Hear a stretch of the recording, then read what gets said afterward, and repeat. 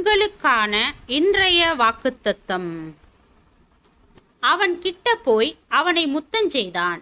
அப்பொழுது அவனுடைய வஸ்திரங்களின் வாசனையை மோந்து, இதோ என் குமாரனுடைய வாசனை கர்த்தர் ஆசீர்வதித்த வயல்வெளியின் வாசனையைப் போல் இருக்கிறது.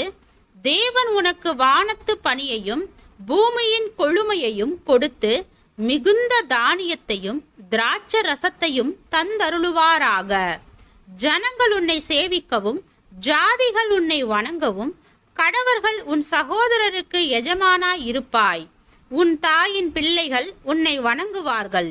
உன்னை சபிக்கிறவர்கள் சபிக்கப்பட்டவர்களும் உன்னை ஆசீர்வதிக்கிறவர்கள் ஆசீர்வதிக்கப்பட்டவர்களுமாய் இருப்பார்கள் என்று சொல்லி அவனை ஆசீர்வதித்தான்.